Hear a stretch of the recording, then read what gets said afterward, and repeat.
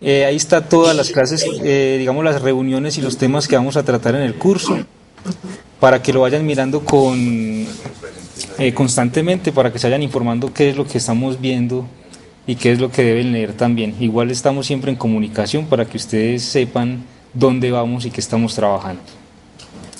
El curso es bastante extenso, pero igual podemos trabajarlo de una buena manera si somos juiciosos con las tutorías y sobre todo también con la asesoría extra que tenemos en semana, que entre otras cosas debemos definir un horario. Ustedes creen que yo veo que de miércoles a sábado están ocupados más o menos, ¿cierto? Sí. Entonces tocaría que fuera como lunes o martes definir una hora de asesoría que todos puedan. El lunes. Son 3 horas. El lunes. Él lea lo de abajito. ¿El lunes pueden todos? Sí, profe, pues. ¿Por la mañana? No, por la Ah, no, por la mañana yo no puedo, digamos que por la tarde más bien. Profe, pero es que si cuando sean festivos se pierde la clase. Si usted dice que el curso es extenso. Ah, no, pero si es festivo la hacemos el martes, pues.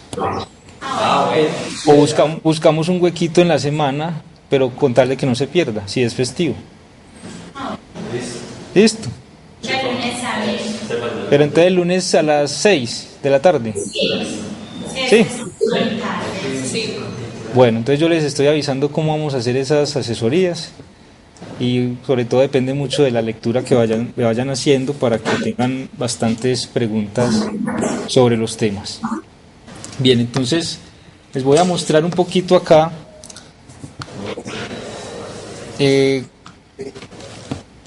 cómo es la estructura del curso.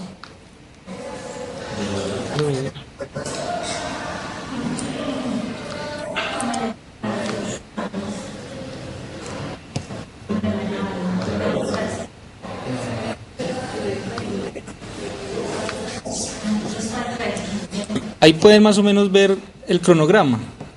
No, pero. No vemos nada. Cámara. Ah, Ahí sí. Ahí sí. pero eso no se alcanza a leer. Bueno, yo les voy a ir comentando más o menos cómo es. Entonces, la primera parte del curso, digamos este mes de febrero más que todo, vamos a ver lo que es la introducción a la mecánica cuántica. Vamos a ver los fenómenos que llevaron a cambiar la forma de pensar la física. O sea, toda esa física que ustedes han venido aprendiendo, todos esos conceptos, los vamos a utilizar, pero van a ver que va a haber una revolución en la forma de pensar, por ejemplo, las ondas, como ustedes la vieron el semestre pasado, me imagino. Entonces va a haber un cambio en el pensamiento y va a haber un cambio en la teoría. Entonces, ojo con eso, que vamos a empezar con los orígenes de lo que dio pie a que la teoría cuántica apareciera. ¿Ustedes han escuchado hablar de la física cuántica? Sí. ¿Y les parece eso como difícil o fácil? Buena. ¿Ah?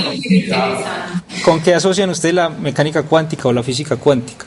Con grandes velocidades. Con el estudio de ¿Con qué? Con los átomos, profe. Con las cosas. Con los átomos, exacto. Entonces es allí a nivel atómico donde la física cuántica viene a ocupar un lugar privilegiado a la hora de querer describir los fenómenos que ocurren.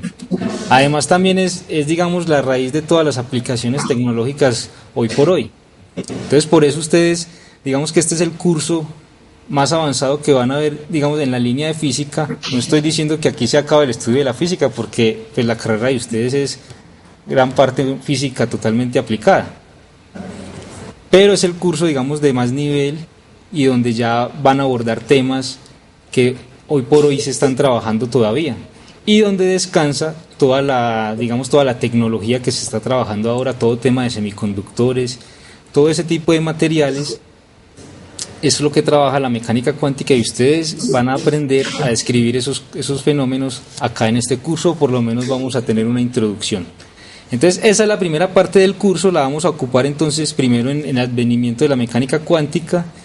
vamos a ver tres fenómenos muy importantes, que es la radiación de cuerpo negro, vamos a ver lo que es el efecto fotoeléctrico, vamos a ver lo que es el efecto Compton, y luego vamos a entrar a estudiar la parte atómica, que son los espectros atómicos, las propiedades de la materia, la función de onda, todo eso. También vamos a ver lo que es el principio de incertidumbre, muy importante a la hora de utilizar la mecánica cuántica, un resultado muy importante.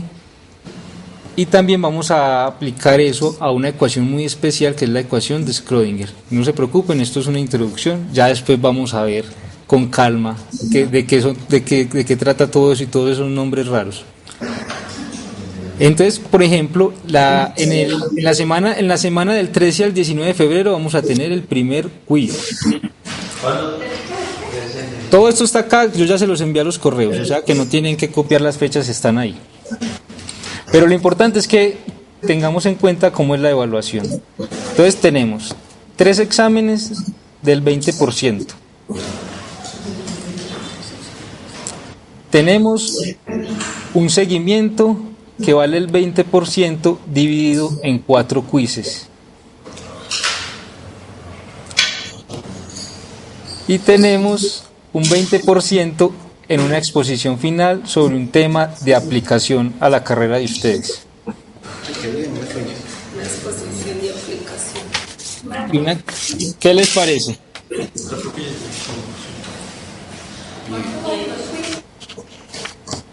Entonces el seguimiento es para eso, para que ustedes vayan estudiando y digamos que tengan ese compromiso de estar estudiando en casa bien juiciosos, y acá pues entonces vamos, a partir de esos pequeños exámenes, vamos a empezar a reforzar las ideas. Entonces les repito, en la semana del 13 al 19 tenemos el primer quiz, 5%. Y el examen está programado para la semana del 27 de febrero al 4 de marzo, o sea, ese jueves vamos a tener el primer examen. Ese es como el primer núcleo del curso, la parte de física cuántica. A partir de ahí vamos a empezar a estudiar lo que es el átomo de hidrógeno y vamos a estudiar también lo que es la física estadística. Entonces, en ese caso, yo quiero que ustedes vayan bastante a la plataforma, porque allí tenemos un material muy bueno que nos va a servir para estudiar estos temas del curso. Ya les voy a mostrar más o menos dónde pueden encontrar esa información. Entonces, la segunda parte del curso, y también hablando, digamos, entra la parte de átomos de hidrógeno y también entra la parte de física estadística.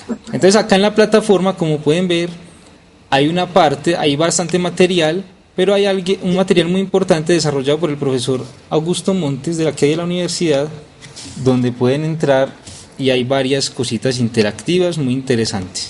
Entonces acá, por ejemplo, está resumido el curso. Miren que en la primera parte tenemos mecánica cuántica, física estadística, y luego vamos al estado sólido, que es lo que le da, digamos, el título a este curso. Pero ¿por qué tenemos que ver primero mecánica cuántica y física estadística? Porque si queremos entender lo que pasa en estos sistemas de estado sólido, si queremos entender, por ejemplo, la física de los semiconductores y las aplicaciones que tienen en la ingeniería, pues esas aplicaciones y lo que pasa, esos fenómenos que ocurren allí, pues se explican a partir de la mecánica cuántica.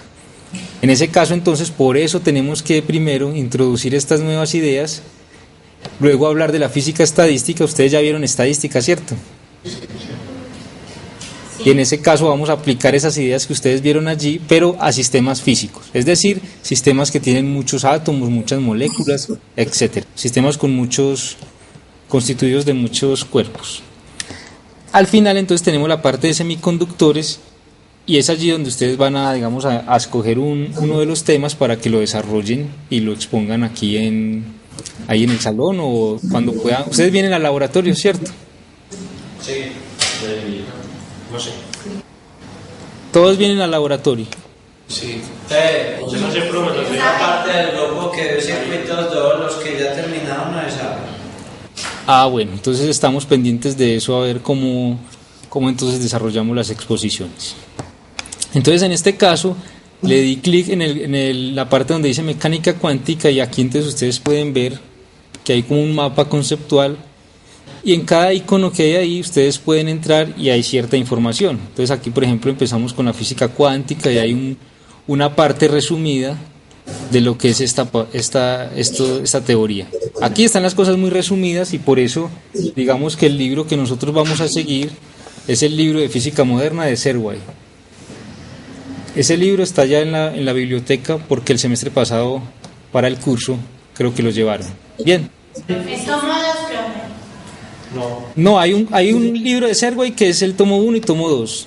Y hay otro que se llama Física Moderna que tiene una portada moradita. Ese está en la biblioteca. Si no lo encuentran en la biblioteca me escriben para yo entonces acá pedirlo para que se los lleven. ¿Listo?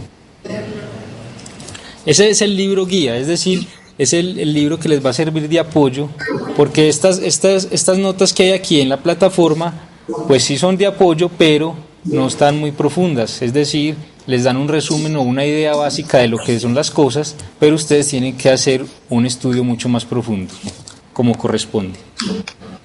Entonces, siguiendo con el mapa conceptual, ustedes aquí pueden ver, por ejemplo, radiación de cuerpo negro, el efecto fotoeléctrico, muchas de las cosas que vamos a ver en el curso. Tal vez no las alcancemos a ver todas, pero sí la gran mayoría.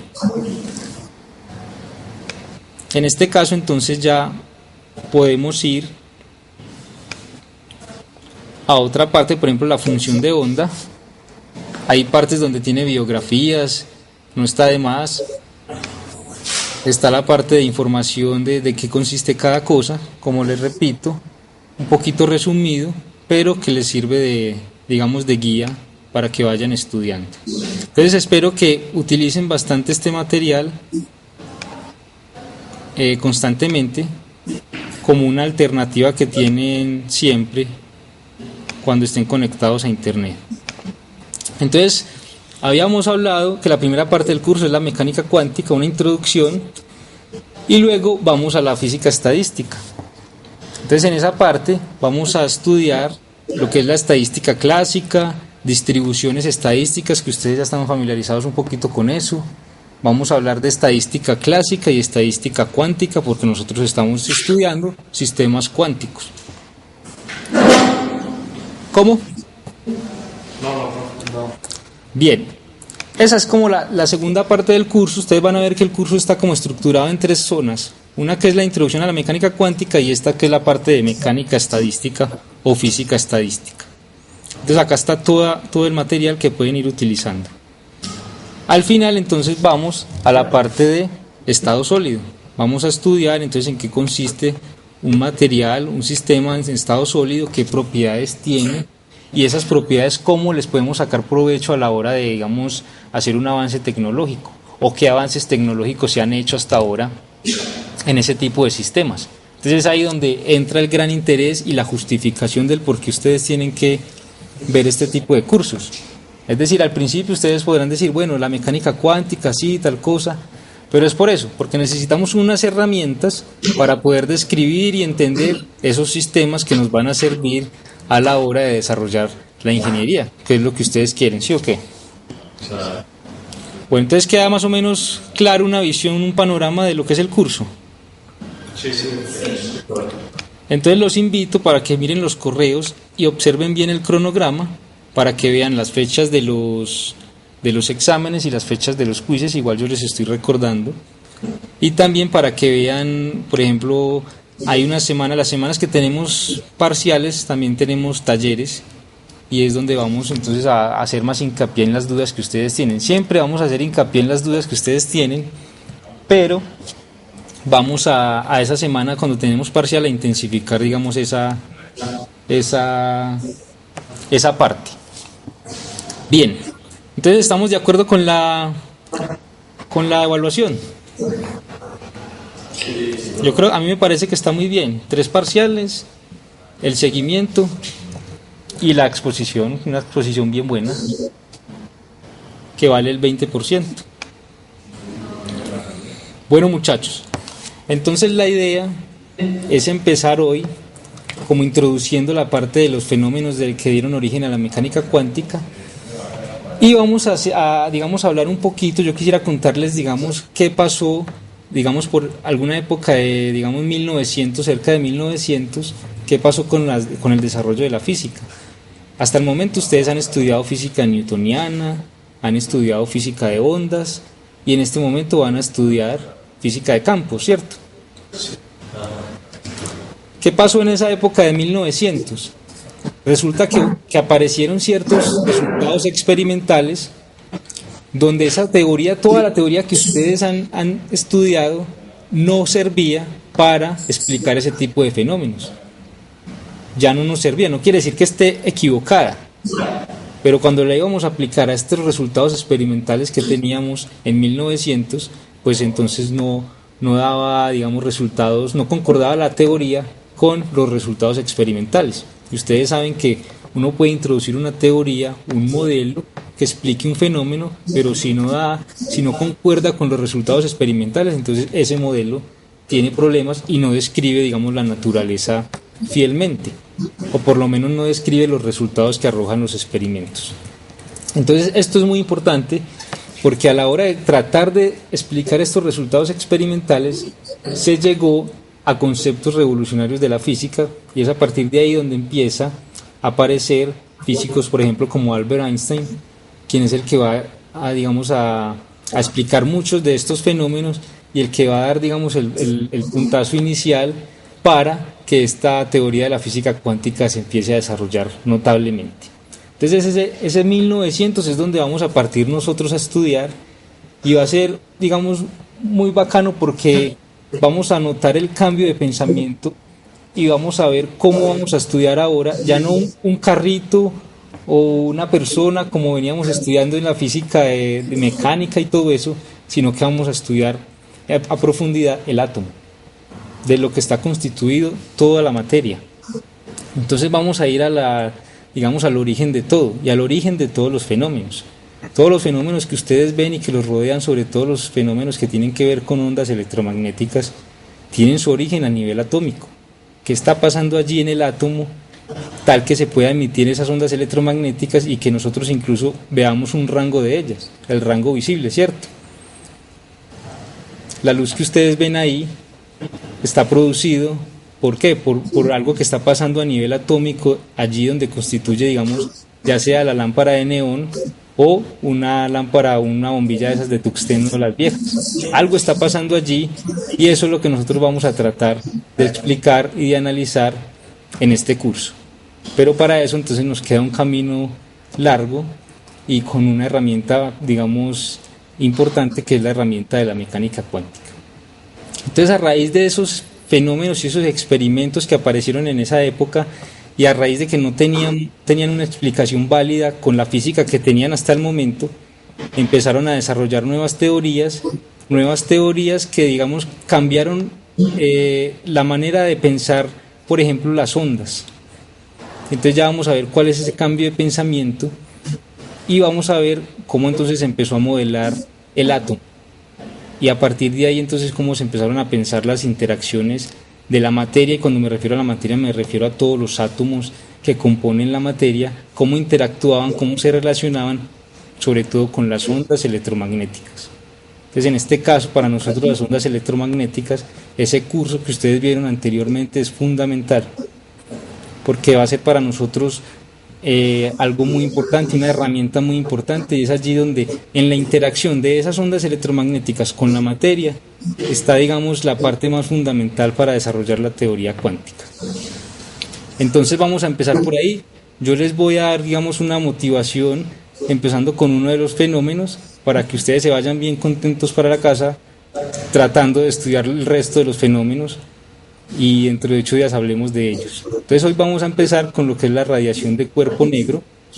Espero que tengan el libro guía allá en la biblioteca. Si no lo tienen, muchachos, por favor me escriben rápidamente porque necesito que tengan el material ya mismo, porque ya mismo deben empezar a estudiar, a leer todo este fin de semana, pero el tema es muy ameno. Entonces así que les doy la bienvenida. Yo siempre estoy dispuesto, para cualquier duda me escriben a la plataforma, que yo siempre estoy revisando mi correo, entonces allí siempre me llega las dudas que ustedes tengan. Entonces cualquier duda que ustedes encuentran a la hora de leer, me la escriben, no esperen hasta el jueves. Si están leyendo el domingo por la tarde, la escriben, simplemente. Incluso la pueden escribir para compartirla con los compañeros, que de pronto hasta el compañero está leyendo lo mismo y también tienen la misma duda. Entonces así todos ganamos cuando ustedes publican sus dudas en la plataforma. Las asesorías también son muy importantes, quiero hacer, digamos, hincapié en eso, porque es otro espacio que tenemos aparte de esta horita y media o de estas 2 horas que trabajamos acá. Es otro espacio al que le podemos sacar mucho jugo para que ustedes, digamos, tengan un complemento bien importante a la hora de solucionar las dudas antes del examen, no después, ¿cierto? Muy bien, entonces vamos al proyector para empezar un poquito, digamos, lo que es la introducción del curso.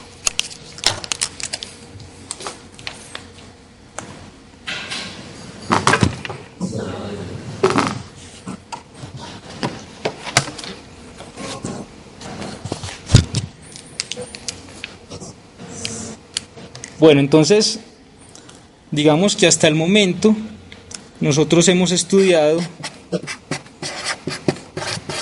cierta parte de la física que ¿qué es? Nosotros tenemos la física de Newton, que ¿qué estudiamos allí?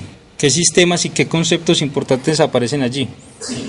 La gravedad, Movimiento, la gravedad, fuerzas, ¿cierto? Sí. En este caso, entonces, conceptos importantes es la fuerza, la aceleración, la masa, etcétera, ¿cierto? Vamos a ver que a la hora de estudiar mecánica cuántica, el concepto de fuerza ya no es tan importante. Por eso hay ciertos cambios y esos cambios es lo que vamos a enfatizar acá. Ya el concepto de fuerza en mecánica cuántica ya no va a ser un punto crucial para describir un sistema. ¿Se acuerda que ustedes podían describir el movimiento de un sistema con la segunda ley de Newton? Fuerza igual a masa por aceleración. Y teniendo estas cosas y las condiciones iniciales, ustedes podían describir el movimiento exacto de un sistema. Es decir, ustedes podían, resolviendo esta ecuación, podían hacer un gráfico de posición versus tiempo. Y ustedes resolviendo esa ecuación de Newton, ustedes podían decir, el carrito partió de acá, en un tiempo t específico, en una posición específica. Cuando yo resuelvo las ecuaciones de Newton, puedo predecir dónde estará el carrito en un tiempo posterior. Entonces yo puedo decir, en un tiempo mayor el carrito va a estar por acá, en un tiempo mayor el carrito va a estar por acá, luego por acá, luego por acá. Y a ese conjunto de posiciones es lo que nosotros llamábamos la trayectoria. Eso en mecánica de Newton. ¿Qué pasa? Que en física cuántica esto ya no lo vamos a poder hacer. Esto en mecánica cuántica, describir la trayectoria de un cuerpo así como lo describíamos newtonianamente, ya no es posible. Ya nosotros no vamos a poder hablar de la posición específica de un carro. Usted no puede decir el carro está en la esquina. Usted en mecánica cuántica solo va a poder decir tenemos la probabilidad de que ese carro esté en la esquina. Y la probabilidad de que ese carro esté en la esquina es tanto. Hablando pues digamos en términos macroscópicos. Obviamente nosotros vamos a hablar de electrones y de sistemas subatómicos. Entonces nosotros ya no vamos a poder hacer esto para los electrones, sino que vamos a simplemente hablar de probabilidad.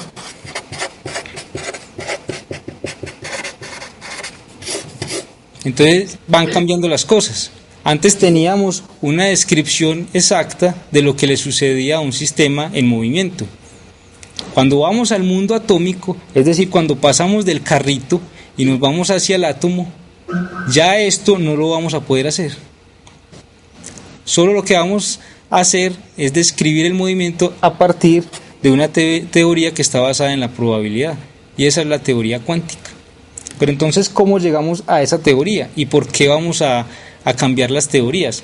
Otra teoría que teníamos es la parte de la física electromagnética, es decir, la parte desarrollada por muchos físicos, pero que la resumimos en las ecuaciones de Maxwell, que ustedes, me imagino, van a empezar a ver en física de campos. Toda esta parte de física de Maxwell comprende lo que es campos eléctricos, campos magnéticos y en general el electromagnetismo, que los une a los dos. ¿Se acuerdan de una onda electromagnética? ¿Qué es una onda electromagnética?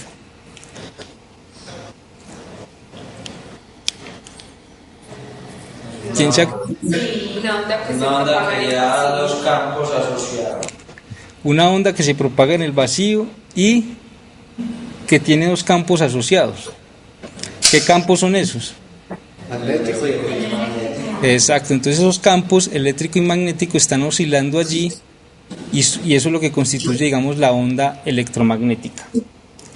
Entonces, esas dos teorías, la newtoniana y la física del electromagnetismo, era lo que teníamos hasta ese momento, digamos, en la época de 1900, antes de que aparecieran ciertos fenómenos que dieron origen a otro tipo de teoría para poder explicar estos fenómenos como tal. Bien, entonces vamos a empezar con uno de esos fenómenos. Ustedes han notado que qué pasa cuando un cuerpo se calienta mucho.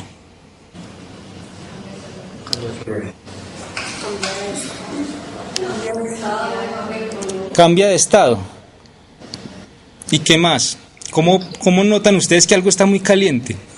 Se vuelve azul. ¿Que se qué? Se vuelve azul. Se vuelve azul o rojo, ¿cierto? Exacto, es decir que lo vamos percibiendo distintos colores. ¿Y nosotros cómo llamamos eso? Que él está emitiendo ondas electromagnéticas con cierta longitud de onda, ¿cierto? Esa longitud de onda está entonces en el rango del visible donde nosotros podemos ver. Por eso nosotros vemos un aspecto rojizo, luego lo vemos un poco azuloso y después digamos que podemos hasta verlo un poco blancuzco, ¿cierto? Entonces ese es uno, imagínense, ese es uno de los fenómenos que empezó este cambio, un cuerpo caliente. Entonces a este fenómeno que le dio inicio a este tipo de teoría se le llama la radiación de cuerpo negro.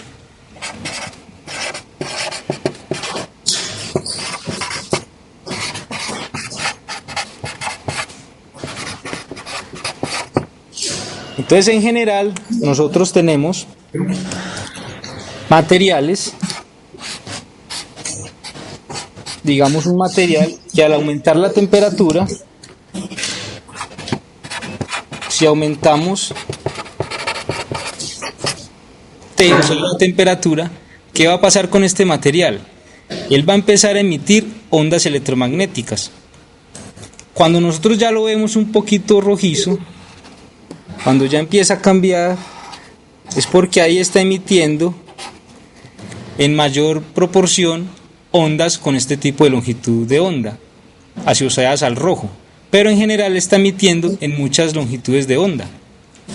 En general los sistemas, a medida que aumenta la temperatura, entonces aumenta ese tipo de radiación y es esa radiación, la intensidad de esa radiación, esa onda electromagnética que emite ese material, es la intensidad.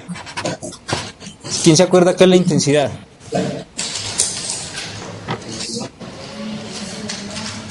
La intensidad de una onda.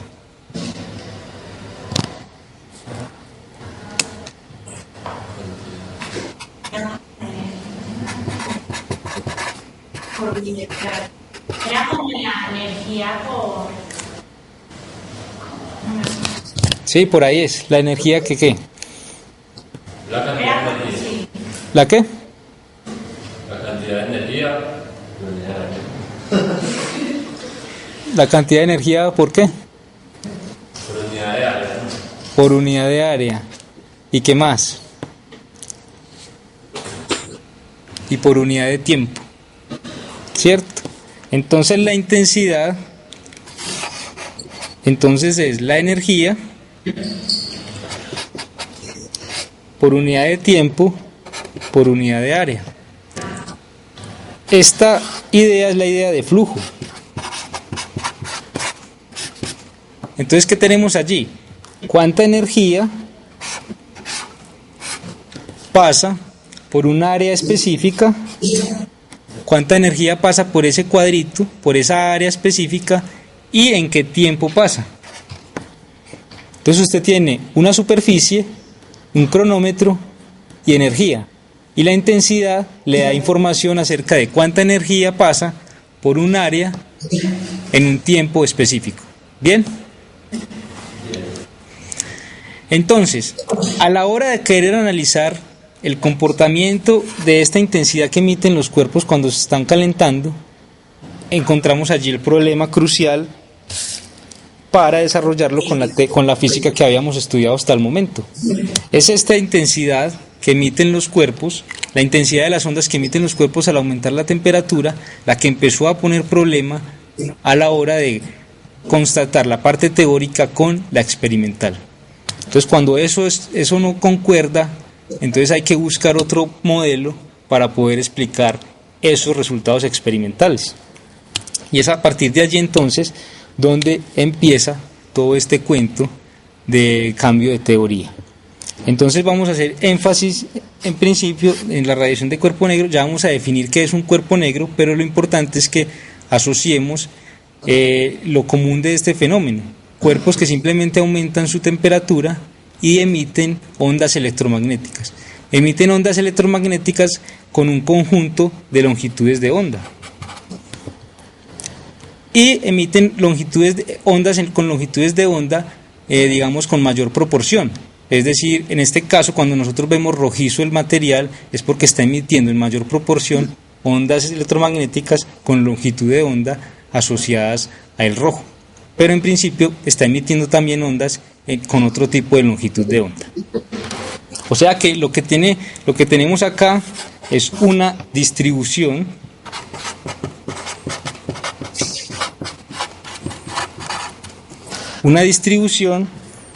de longitudes de onda. Y esa distribución va a tener, digamos, una componente máxima, y en ese caso entonces hay una longitud de onda mayor o una longitud de onda pico, que va a ser, por ejemplo, en el caso de los cuerpos que se ven rojizos, la longitud de onda asociada al color rojo. Bien. Entonces vamos ahora a definir lo que es un cuerpo negro.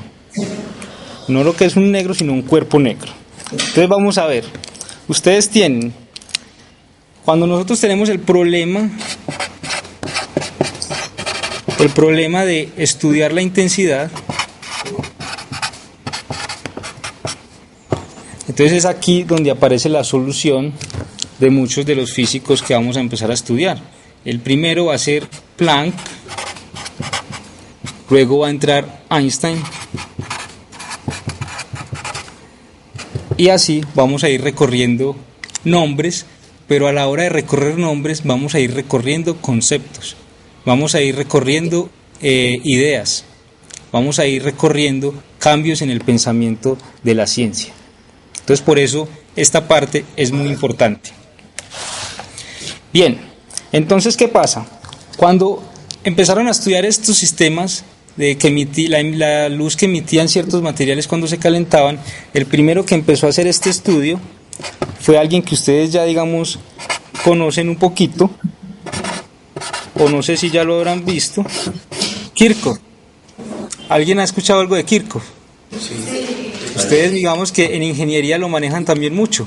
En circuitos me imagino que Kirchhoff es un dios, ¿o no? Sí. Más o menos.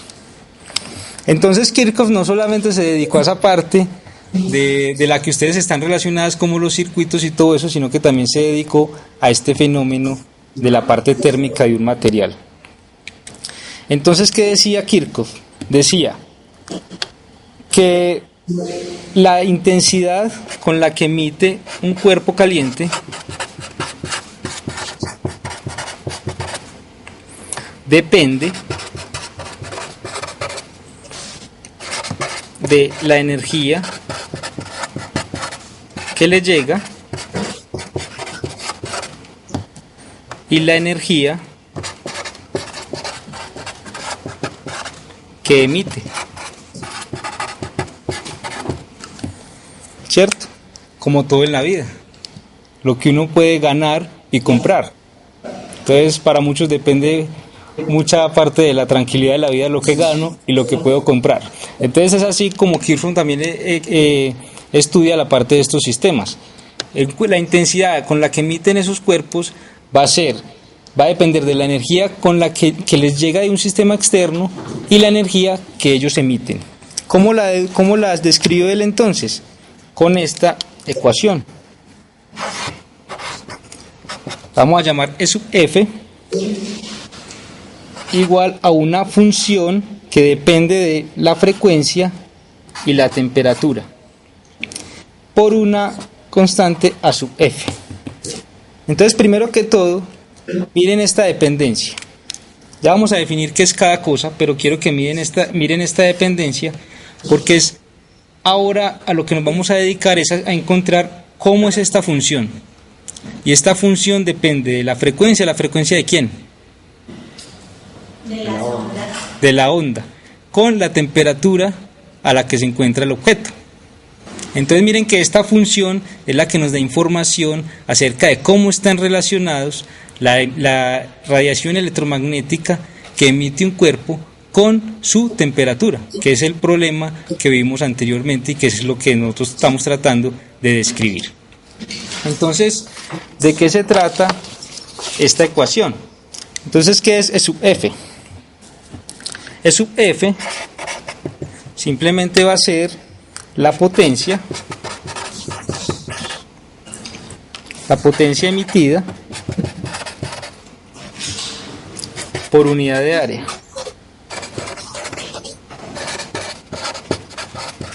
Y unidad de frecuencia. ¿Qué es potencia? Si yo les defino que sub F en esa ecuación es la potencia por unidad de área y por unidad de frecuencia, primero que todo, ¿de qué nos acordamos que es potencia?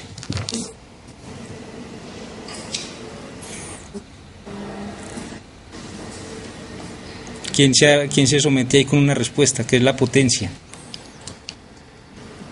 La cantidad de trabajo que se hace por unidad de tiempo, ¿no es? Exactamente. La cantidad de trabajo que se realiza por unidad de tiempo o la cantidad de energía, porque el trabajo es un mecanismo para transferir la energía. Entonces podemos pensar la potencia como la energía por unidad de tiempo.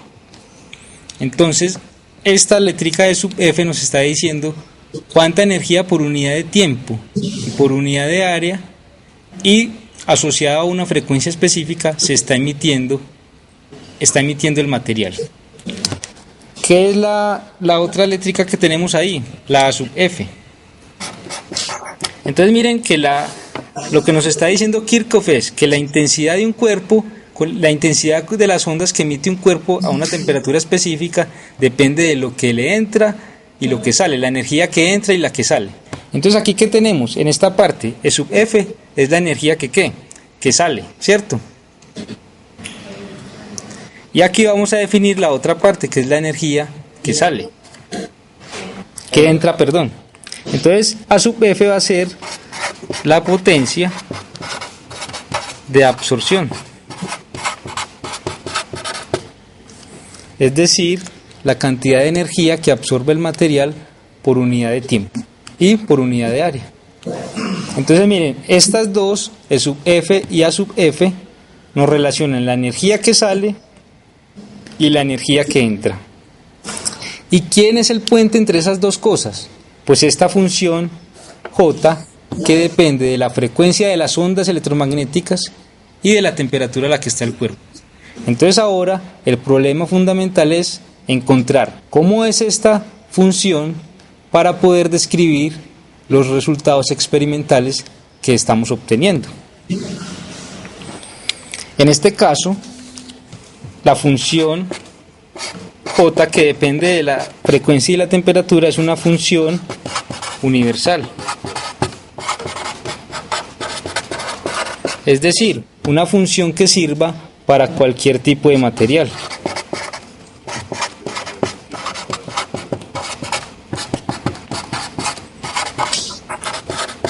Es que yo desarrollé una teoría que describe muy bien lo que le pasa al aluminio cuando se calienta. Y uno, bacano. Y la podemos aplicar para lo que le pasa al cobre. No, solo para el aluminio. Entonces es una teoría particular. Lo que necesitamos acá es encontrar una función que me dé información de cómo está relacionada la energía que llega a un sistema y la que sale, pero que sirva para cualquier material. Entonces lo que estamos buscando es una generalidad. Por eso esta función, hablamos de que es una función universal que depende de solamente la frecuencia y de la temperatura. Miren que incluso la misma forma funcional de esta función nos está diciendo, solo necesitamos una función que dependa de la frecuencia de la onda y de la temperatura del cuerpo. Aquí no aparece ni la densidad del material, no aparece, digamos, de qué está compuesto. Aquí no aparece información del material. Lo que queremos es una función que solo dependa de la frecuencia de la onda y de la temperatura. Muy bien.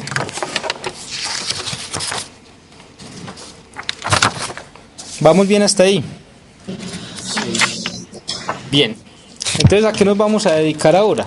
Vamos a tratar de encontrar cómo es esa función. Entonces, para ello, vamos a definir un sistema ideal, un sistema teórico, un sistema supuesto. Y a ese sistema le vamos a llamar cuerpo negro. ¿Qué se imaginan ustedes que es un cuerpo negro? Pues en este contexto. O sea, de acuerdo a lo anterior que acabamos de ver, ¿qué será un cuerpo negro? Pues, teoría, todo, pues, yo digo una cosa que he escuchado. Todos los cuerpos no son negros. Todos los cuerpos son negros. O sea, los colores que uno ve son la luz reflejada, ¿no? Exacto. Entonces un cuerpo negro abarca, pues, los abarcaría casi todos. Exactamente. Un cuerpo negro lo que hace es absorber todo tipo de onda electromagnética. En ese caso, cuando vos hablas de la luz, por ejemplo, que es un rango especial de las ondas electromagnéticas, cuando ese objeto no refleja nada, nosotros no vemos nada. ¿Lo vemos qué? Negro. ¿Por qué? Porque no está reflejando, y al no reflejar no nos llega luz a la retina, por ejemplo. Entonces lo que dice el compañero es correcto. Un cuerpo negro lo que va a hacer es absorber toda la radiación que le llega. Entonces un cuerpo negro lo definimos como un cuerpo que absorbe toda la radiación que le llega. Es decir, no refleja nada. Eso es un sistema ideal. Un cuerpo negro definido así es un sistema ideal. Ningún cuerpo es negro del todo, es decir, todos los cuerpos van a tener, por más negro que sea, negro en el sentido de que absorbe la radiación, van a tener un porcentaje de reflectividad, que es lo que nosotros vamos a poder ver. Entonces, en este caso, muchachos, si estamos hablando de que un cuerpo absorbe todo, en la anterior ecuación, ¿qué pasa? ¿Qué pasa entonces si el cuerpo negro absorbe todo? ¿Qué pasa con estas cantidades? ¿Qué pasa con una de esas cantidades? A ver, es máximo. ¿Cuál? Debe ser la potencia de absorción máxima. Exacto, la potencia de absorción debe ser máxima, o sea que debe ser igual a ¿qué? Infinito. A infinito. Cero. A cero por A cero. Si la potencia de absorción es cero, es porque no le está llegando nada de radiación al cuerpo. Si lo absorbe todo, es porque ¿qué? Porque esta cantidad tiene que ser igual a ¿qué? No, a infinito no se puede, porque en física no tenemos algo que absorba una cantidad infinita, ¿cierto? En este caso... Hablando de probabilidad, entonces estamos. ¿Cómo? Hablando, pues en probabilidad sería 1. Exacto, sería 1. ¿Por qué? Porque en este caso, esta potencia de absorción nos está diciendo cuánto absorbe el material, un coeficiente que nos dice cuánto absorbe. Si lo absorbe todo, este A sub F entonces para un cuerpo negro va a ser igual a 1. Entonces la expresión que teníamos ahorita para el cuerpo negro, ¿cómo nos va a quedar? Nos va a quedar como la potencia de emisión igual a la función de la frecuencia y la temperatura. Esto para un cuerpo negro solamente, porque ya hicimos la salvedad y ya definimos el cuerpo negro como un cuerpo que absorbe toda la radiación. Entonces, ya digamos definiendo eso, vamos a pensar entonces, ahora sí, en cuál es la forma de esta función para un cuerpo negro, para un cuerpo ideal.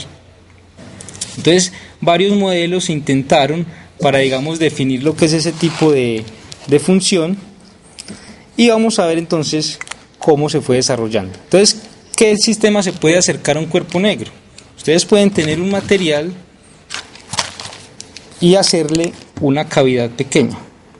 Es decir, ustedes pueden tener un material y que tenga una cavidad pequeña.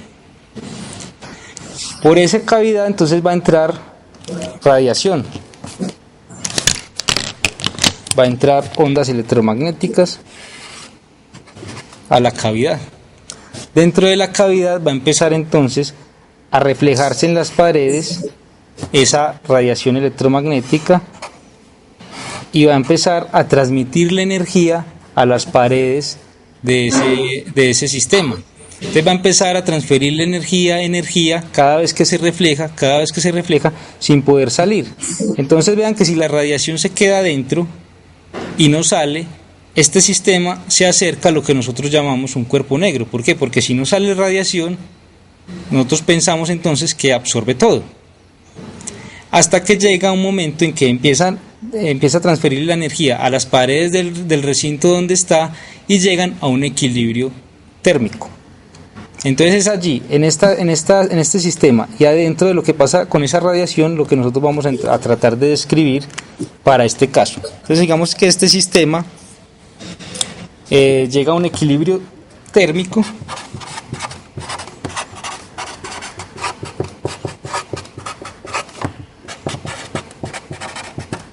debido a las múltiples reflexiones.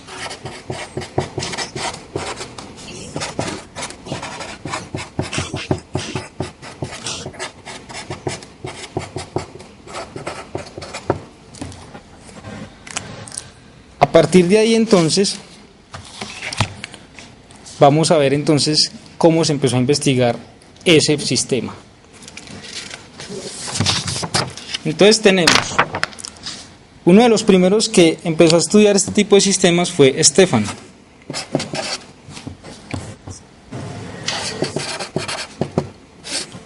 ¿Qué propuso Stefan?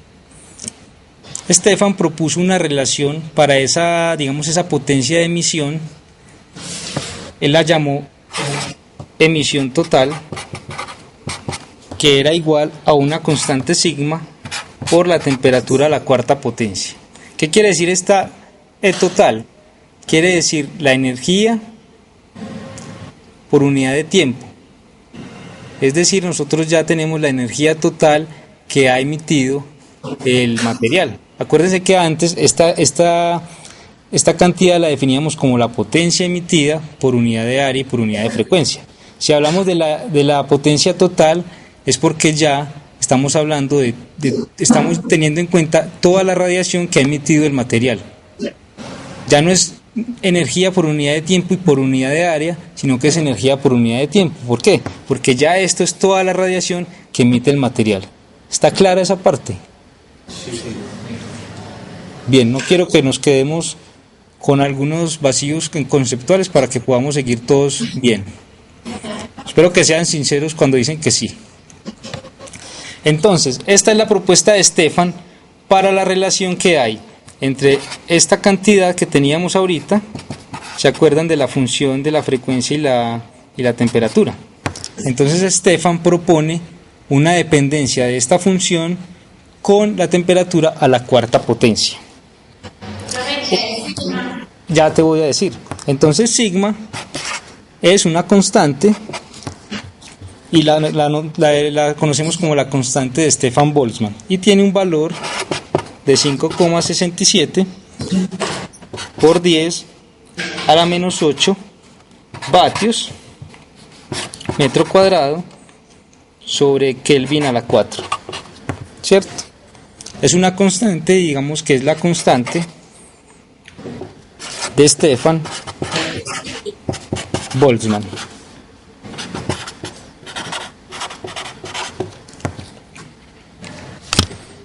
Entonces, esta relación de Boltzmann es ¿para qué? Para un cuerpo negro. Recuerden que estamos hablando para un cuerpo negro que absorbe todo lo que le llega. Si estuviéramos hablando de aplicar esta relación de Stefan para un cuerpo cualquiera, ¿qué le faltaría a esta parte? Nosotros podríamos escribir esa parte como la potencia total, una cantidad, un valor A por sigma por T a la 4. Para el cuerpo negro, esta cantidad A es igual a ¿qué? A 1. Para otro tipo de material, es decir, para un material real, esta cantidad A es menor que 1 y mayor que 0, ¿cierto? Para un cuerpo real. Entonces, ¿qué pasa? Tenemos la propuesta de Boltzmann, de Stefan, pero nosotros obtenemos en el laboratorio un resultado que no está de acuerdo con esta posibilidad. ¿Qué obtenemos nosotros en el laboratorio? Obtenemos lo siguiente. Nosotros obtenemos esta relación entre la longitud de onda, que nosotros vamos a llamar aquí lambda y está en micrómetros, con la intensidad. Entonces miren que estamos relacionando la longitud de onda de la onda electromagnética a la cual emite el material. Entonces, ¿cómo es este comportamiento? Este comportamiento es de este tipo dependiendo de la temperatura. Nosotros tenemos las distribuciones de esta manera. Esta es una distribución de longitudes de onda. ¿Qué quiere decir? Que a esta temperatura, que nosotros vamos a llamar, digamos, 2000 Kelvin. A 2000 Kelvin de temperatura, cuando el cuerpo está a 2000 Kelvin en temperatura, esta es la distribución de longitudes de onda a la cual él emite. ¿Qué quiere decir esta distribución? Que él está emitiendo radiación o ondas electromagnéticas con este conjunto de longitudes de onda, teniendo una longitud de onda pico, ¿cierto? Una longitud de onda, digamos, más pronunciada que las demás. Por eso les hablaba ahorita de que dependiendo de la temperatura, usted va a ver un cuerpo, lo va a ver rojo, lo va a ver azul. ¿Pero por qué? Usted dice, no, es que toda la radiación que está emitiendo ese cuerpo tiene longitud de onda, digamos, igual a la longitud de onda del color rojo. Pero usted no puede decir eso porque lo que está emitiendo él es una distribución. Lo que pasa es que hay una longitud de onda que predomina, una longitud de onda pico. Pero en principio está emitiendo en este conjunto de longitudes de onda. ¿Qué pasa si aumento la temperatura? Entonces, si aumento la temperatura, ocurre lo siguiente. Vamos a tener un comportamiento de este tipo. ¿Qué pasó ahí? Aumenté la temperatura a 3000 Kelvin. ¿Y ustedes qué notan? Aumentó la longitud de onda. ¿Aumentó la longitud de onda? La amplitud. ¿La amplitud? ¿Cuál amplitud? Intensidad. La intensidad, sí. Ah, exacto. Entonces aumenta la temperatura y aumenta la intensidad, es decir, aumenta la energía por unidad de tiempo y por unidad de área a la cual está emitiendo el material. Resultado que habíamos anticipado, habíamos dicho, cada vez que lo caliento más, entonces va a haber una intensidad mayor. Eso está bien, pero miren el pico de la longitud de onda de la distribución. ¿Qué le pasa? Se corre. ¿Sí o no? Miren que el pico de la longitud de la distribución ya no está acá a 2000 Kelvin, sino que a 3000 Kelvin se corre un poquito hacia la izquierda. ¿Qué quiere decir eso? ¿Qué pasó con la longitud de onda máxima cuando aumentó la temperatura? Disminuye. Es decir, que cada vez que aumento la temperatura, disminuye la longitud de onda, ¿cierto? Entonces miren que si nosotros hacemos caso a la propuesta de Stefan, ¿qué nos proponía Stefan? Stefan nos decía que la energía total va a ser igual a sigma por T a la 4. ¿Qué quiere decir esto? Que siempre va a estar aumentando la temperatura como tal. Es decir, que siempre va a estar aumentando la radiación que emite el sistema. Pero no nos da información acerca de cómo es entonces el cambio con la longitud de onda. Miren que la longitud de onda, al aumentar la temperatura, disminuye. La longitud de onda del pico de la distribución disminuye. ¿Qué pasa si aumentamos más la temperatura? ¿Ustedes qué esperan? En este caso, si aumentamos más la temperatura, vamos a tener un pico de este tipo. Ese pico va a estar corrido y va a ser menor.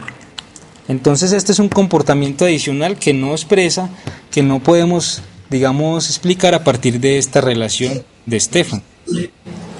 Entonces a este tipo de resultados experimentales, aquí por ejemplo aumentamos la temperatura también, y por eso el corrimiento del pico de la longitud de onda para la distribución de la longitud de onda en este caso. Entonces, ¿qué pasa? Tenemos un resultado experimental que podemos leer de la siguiente manera. Al aumentar la temperatura, la longitud de onda pico de la distribución de las ondas electromagnéticas que emite el material cuando se calienta, se corre, es decir, que disminuye. Tenemos ese resultado experimental. A mayor temperatura, menor longitud de onda pico en la distribución. ¿Está claro eso? Ese es el resultado experimental, eso es lo que ustedes obtuvieron en el laboratorio. Y ustedes quieren buscar una relación entre la temperatura y la frecuencia, o la temperatura y la longitud de onda de las ondas electromagnéticas que se solape con estos resultados experimentales. Eso es lo que estamos buscando, muchachos, no se pierdan del objetivo. Estamos buscando esa función que al yo quererla hacerle como un fiteo o un solape, entonces que solape sobre todos los resultados experimentales. Hasta el momento no la tenemos. Entonces vamos a ver qué proponen en otros sistemas para ver si podemos lograr entonces ese tipo de relación. A eso entonces aparece otro señor, se llama Wilhelm Wien.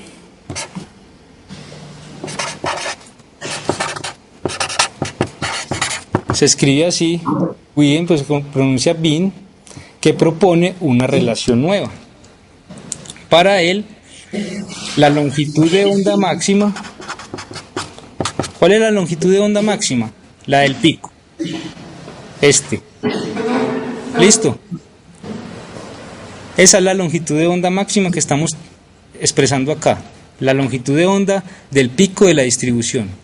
Entonces él dice, la longitud de onda del pico de la distribución multiplicado por la temperatura va a ser igual a una constante.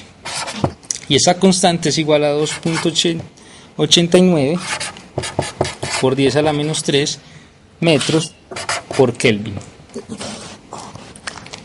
Miren que en este caso, si ustedes pasan a dividir la temperatura, ¿qué pasa con la relación que tenemos acá? Es decir, si nosotros escribimos esta relación como lambda máximo igual a 2.89 por 10 a la menos 3 metros por Kelvin dividido la temperatura. ¿Qué pasa si aumenta la temperatura? Disminuye la longitud de onda máxima. A esta relación se le conoce como la ley de desplazamiento de Wien.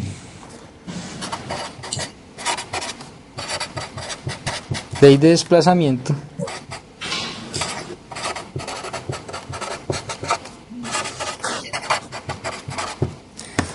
Entonces, a partir de ahí, Wien empieza a estudiar más este tipo de casos para tratar de proponer una función adicional. Pero ahora vamos a hacer un cambio, digamos, en la notación y vamos digamos, a estudiar esta función que tenemos acá, ya no en términos de la potencia, sino en términos de la densidad de energía. Y para ello vamos a hacer uso de la relación que tenemos acá, de este sistema. ¿Qué pasa acá? Nosotros tenemos definida la función como una potencia, es decir, la energía que emite el material por unidad de tiempo, por unidad de área. Bien, ¿lo recuerdan? Es sub F la energía por unidad de tiempo por unidad de área. Lo que queremos ahora es, miren que como estamos definiendo esa potencia de emisión, nosotros la estamos definiendo como relacionándola con las paredes del material, es decir, con el área. Potencia por unidad de tiempo por unidad de área. Pero lo que queremos es definir esa energía que sale de ahí, ya no en términos de la unidad de área, de la superficie, sino de la radiación que hay acá adentro. Y esa radiación que hay acá adentro la vamos a definir como una densidad de energía.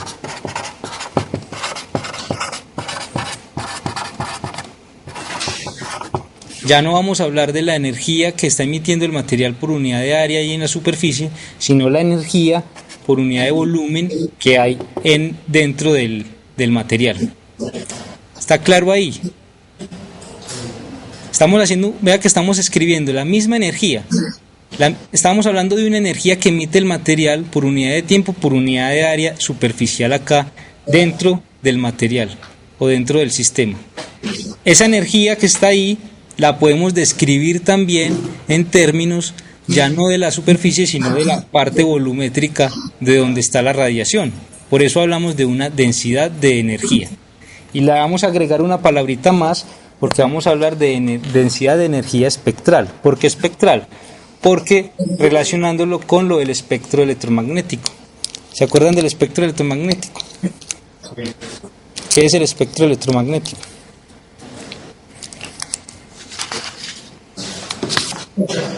Son las frecuencias que hay. ¿Cómo? Son todas las frecuencias que hay. Es la distribución de los tipos de ondas de misma frecuencia. Sí. Exacto, y así clasificamos las ondas, ¿cierto? Las ondas electromagnéticas en ondas de radio, en microondas, en infrarrojo, luz visible. Exacto, entonces a ese sentido, como un cuerpo caliente está emitiendo ondas con un conjunto de longitudes de onda posibles, entonces por eso hablamos de una densidad de energía espectral. ¿Por qué? Porque hay un conjunto de longitudes de onda. Bien, entonces vamos a ver cómo se relaciona eso y cómo lo vamos a utilizar. Entonces vamos a definir entonces la densidad espectral de energía, la densidad de energía espectral.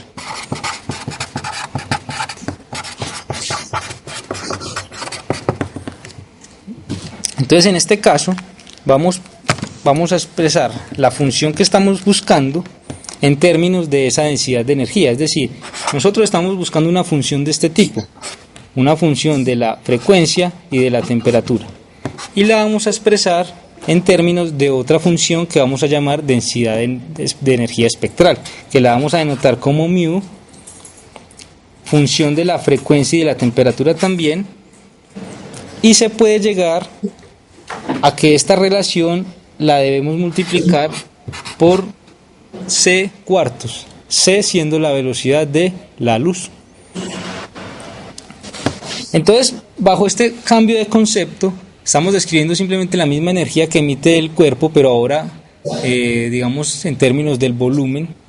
Vamos a ver qué propone Wien para hallar este tipo de función. Entonces él va a proponer lo siguiente. Él propone que esa función sea de este tipo, que sea una constante A que dependa de la frecuencia al cubo y que dependa exponencialmente de otra constante beta de la frecuencia dividido la temperatura. A esta a esta expresión se le conoce como ley exponencial de Wien.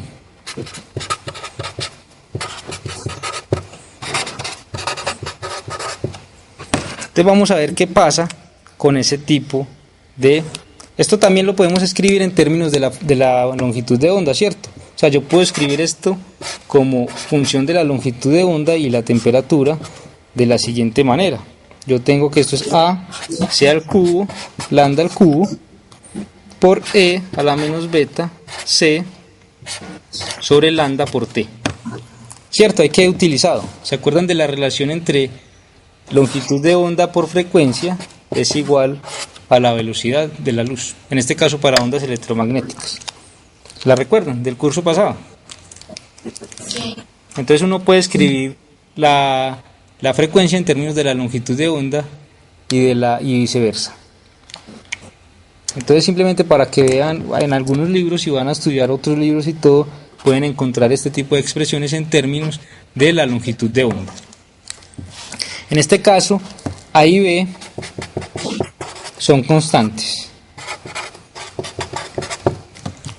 que a la hora, digamos, de aplicar este modelo a los resultados experimentales, uno los puede ajustar y ver cuáles son los valores más que sirven más para la teoría. Pero entonces seguimos con el resultado experimental.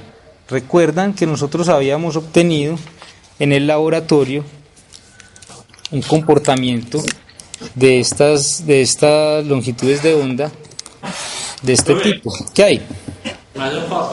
Es que ahí no se ve lo que copiar. En la esquinita está. En la esquina superior izquierda hay un recuadro que no nos deja ver detrás. Acá, en esta parte. No, arriba. Es la esquina superior izquierda de la pantalla. Ah, acá. Sí, ahí. Ah, bueno. Ah.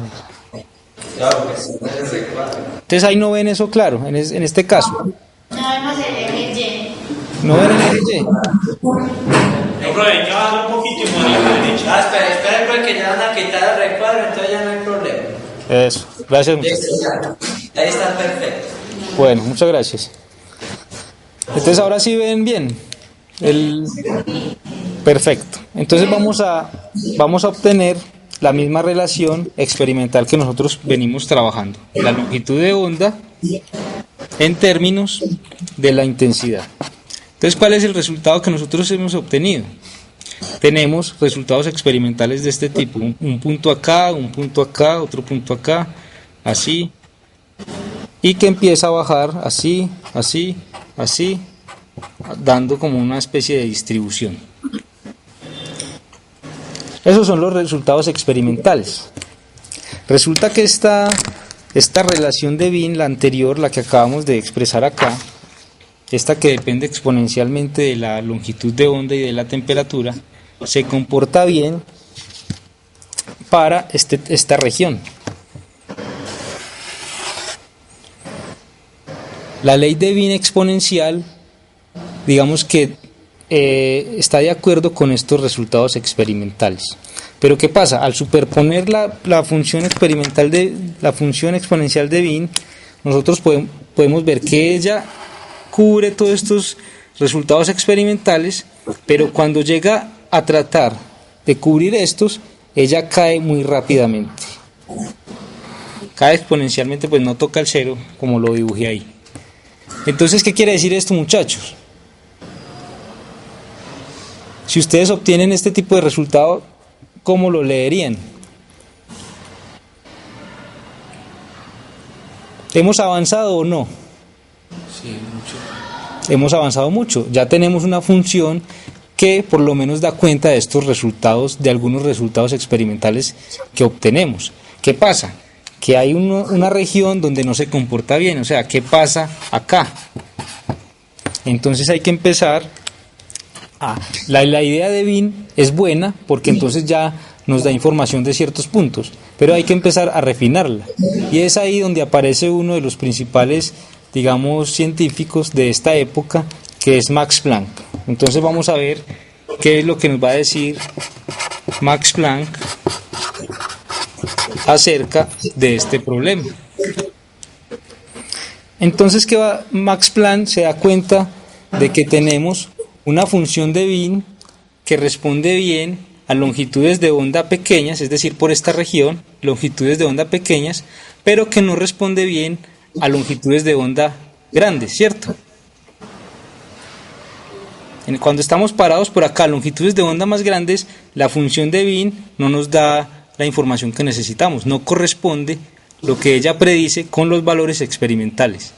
Entonces, Planck, que estaba muy en asociación con grupos experimentales de física, él sabe que otro colega de él, Rubens, él ha obtenido una relación y dice que la densidad espectral de energía debe ser proporcional a la temperatura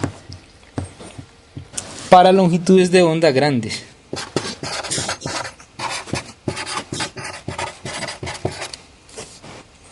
Entonces miren que nosotros tenemos una relación que se comporta muy bien a bajas longitudes de onda por esta región, y Rubens obtiene un resultado experimental que dice que esa energía debe ser proporcional a la temperatura en las regiones donde la longitud de onda es mayor. ¿Cómo? ¿Perdón? No, aquí es proporcional.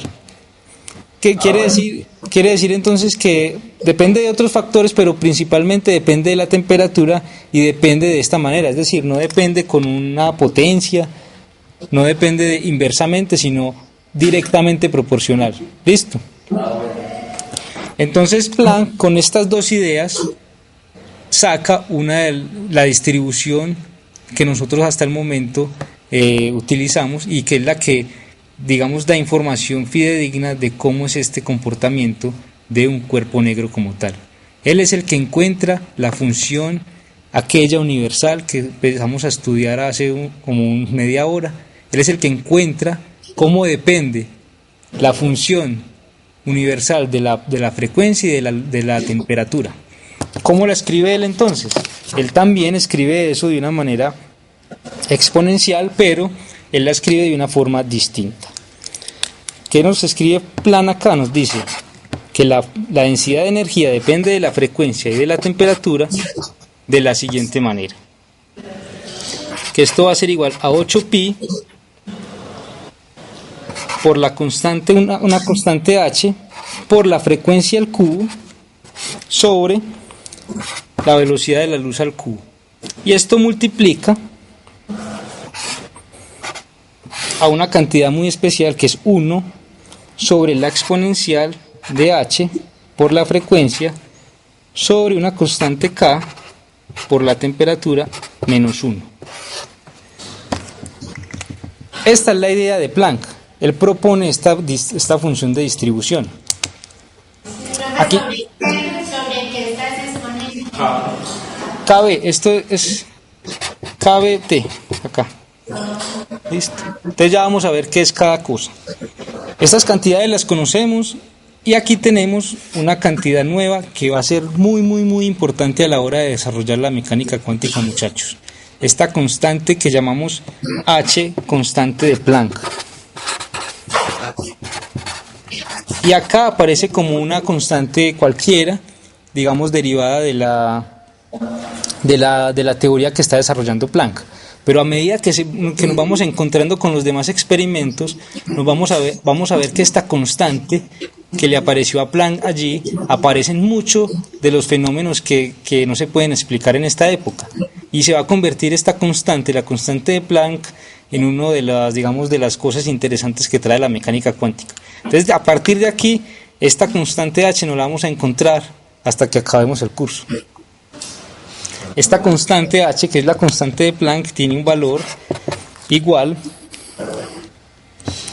a 6.626 por 10 a la menos 34 joules por segundo.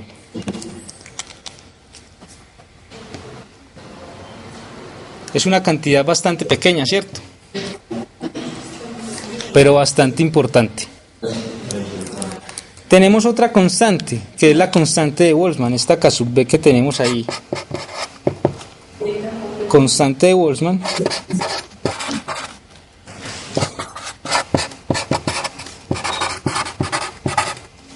y tiene un valor igual a 1.38 por 10 a la menos 23 joules sobre Kelvin. Es una constante. Pero entonces vean la propuesta de Planck, donde tiene la exponencial que propuso Wien. ¿Recuerdan la propuesta de Wien, que es una exponencial?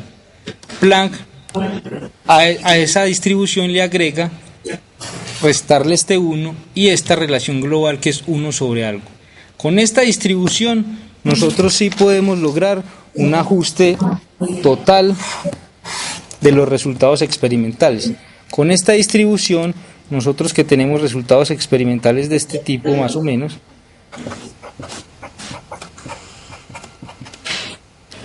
con la distribución de Planck nosotros podemos superponer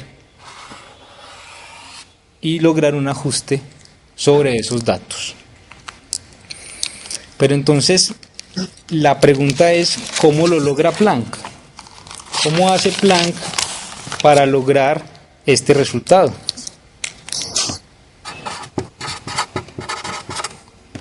¿Cómo lo hizo? ¿Qué ideas nuevas tuvo que introducir? Muy a su pesar. Entonces vamos a ver eso. ¿Qué hizo Planck para poder llegar a esta distribución? Él cambió ciertos conceptos que traíamos con la energía. Entonces, en este caso, ¿cómo pensó Planck el cuerpo negro? Planck pensó que el cuerpo negro estaba compuesto, digamos, un material está compuesto de partículas que están oscilando. Es decir, piensen en el oscilador armónico. Ustedes vieron el oscilador armónico en mecánica. Entonces, en ese caso, él pensó que las paredes del material consistían de partículas cargadas que oscilaban. Digamos, nosotros lo modelamos como atadas a un resorte, ¿cierto? Perdón. Nosotros lo modelamos de esta manera.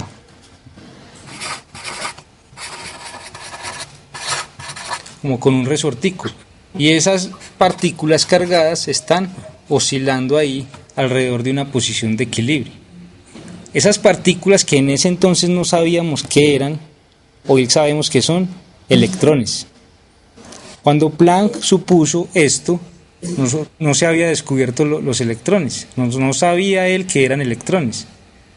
En ese caso, entonces él supuso, deben ser partículas cargadas que oscilan y al oscilar emiten ondas electromagnéticas. Una partícula cargada, eso seguramente o lo vieron en ondas o lo van a ver en campos, una partícula cargada que oscila emite ondas electromagnéticas. Entonces él pensó que esas oscilaciones eran lo que producían las ondas electromagnéticas. Obviamente, claro, si llega radiación de afuera, va, digamos que, a darle energía a esas partículas y van a empezar a oscilar y entonces ellas ganan energía, la emiten y así sucesivamente van pasando, transformando la energía. Entonces él a esto lo llamó osciladores. O en otras partes le dicen resonadores. Pero la idea importante no es esa. La idea crucial de Planck es cómo pensar, cómo es que absorben estos resonadores o estos osciladores la energía.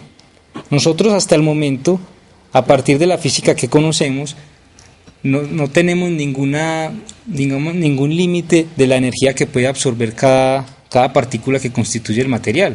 Entre más radiación entre, más radiación él va a absorber, ¿cierto? Entre más radiación entre, más radiación puede absorber. ¿Estamos? Sí.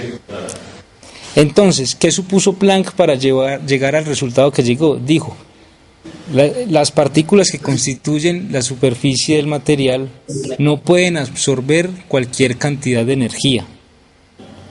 Solo absorben la energía en pequeños paquetes, es decir, pequeñas porciones de energía. Entonces él pensó lo siguiente: las partículas solo pueden absorber cierta cantidad de energía. Y que esa cierta cantidad, ¿cómo está dada? Él decía, la energía que pueden absorber estas partículas que están ahí oscilando es de esta manera. Esa energía va a ser igual a n veces la constante de Planck por la frecuencia de la onda electromagnética que les está llegando. ¿Qué quiere decir ese n, muchachos? Y ojo con esto. Miren que aquí Planck está suponiendo que si nosotros somos esas partículas cargadas y nos van a pagar, que no nos pueden pagar así todo lo que queramos. No podemos absorber todo lo que queramos. Simplemente está diciendo, usted puede absorber ciertos pedazos de energía, ciertos paqueticos. Vea, le doy esta energía. Yo quiero un poquito más. No, espere un momentico. Aquí tenga otra vez esta energía. Solo por pedacitos. Y esos paqueticos de energía lo denotamos acá con esta n. Esta n es un número entero. Quiere decir que estos resonadores que hay aquí, estas partículas cargadas que están oscilando, pueden obtener energía, pueden tener una energía E sub 1 igual a 1, h veces la frecuencia, o pueden obtener energía E sub 2, 2 veces h por la frecuencia, y así sucesivamente. ¿Qué hay? ¿Por qué no me pueden números reales? Siempre tiene que tener... Es entero.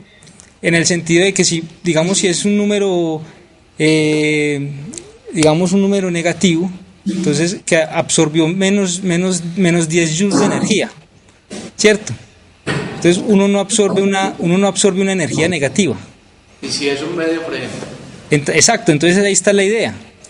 Planck dice, yo puedo obtener la función que les acabo de mostrar si supongo que la energía solo puede tomar estos valores. Entonces, claro, todo el mundo, como vos, en esa época, vos estás en 1900 algo y le preguntas, ¿y por qué un medio no?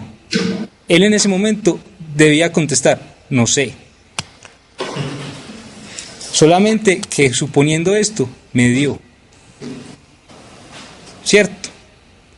Y es ahí donde empieza el misterio. Ese por qué que vos te estás preguntando es el misterio que conlleva la explicación de este fenómeno. ¿Por qué si hasta el momento las partículas podían absorber la energía que quisieran, no tenían, este límite? Porque ahora solo pueden absorber ciertas cantidades. ¿Qué pasa ahí? ¿Qué está pasando? Esta es la idea revolucionaria de Planck, que en principio, por supuesto, nadie creía mucho en esta idea, porque no puede obtener un medio de la energía. Porque no puede ser un continuo, como las ondas, como el curso de ondas que ustedes habían visto. Sí. ¿Iba a preguntar a alguien? No. Entonces es acá, donde hay un quiebre en el pensamiento. El mismo Planck dudaba de esta explicación en el sentido físicamente. Es decir, esto funciona para poder hallar un modelo que nos dé cuenta de los resultados experimentales. Pero la idea que trae consigo es, ya la energía no es algo continuo, ya no hay una transmisión de energía continua, ya hay la energía está fraccionada, y aquí es donde empieza a aparecer la palabrita que nosotros utilizamos, física cuántica. ¿Por qué? Porque con esto nosotros decimos que entonces si la energía se escribe como E igual a n veces la constante de Planck por la frecuencia, decimos que la energía está cuantizada.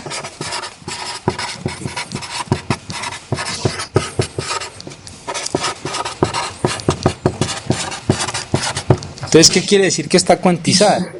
Que solo puede tomar ciertos valores, que no puede tomar los valores que quiera.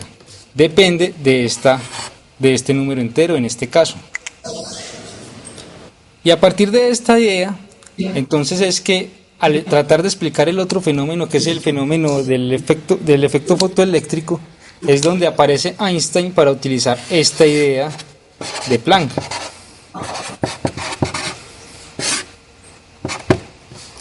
y es lo que ustedes van a leer para la próxima reunión, el efecto fotoeléctrico.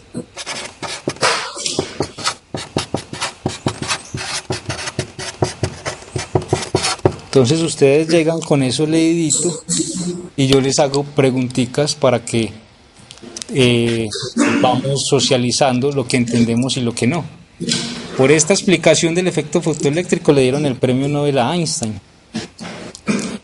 Y a partir de allí, cuando veamos esta parte del efecto fotoeléctrico, vamos a estudiar la parte del efecto Compton. Y así vamos yendo. Bien, muchachos. ¿Alguna duda hasta ahí? Mira, tengo una pregunta, profe. Decime. Es que el semestre pasado en el curso de ahora vimos que para con lo de las líneas de fuerza también se imaginó que estaban ondulando, entonces que por ahí se generaba la onda electromagnética. Entonces, ¿ese plan fue que se basó en eso o qué? Claro, Planck se basa en esa idea porque lo que vos estás diciendo ya se sabía. Lo que vos estás diciendo, claro, si están oscilando, entonces ese es el origen de la radiación, es decir, de las ondas electromagnéticas. Entonces él se basó en ese principio para pensar que la superficie del cuerpo negro se comporta como un conjunto de esos sistemas. Bien. Perfecto, bueno, muchachos, nos vemos la próxima. Muchas gracias por la asistencia. Yo le tomo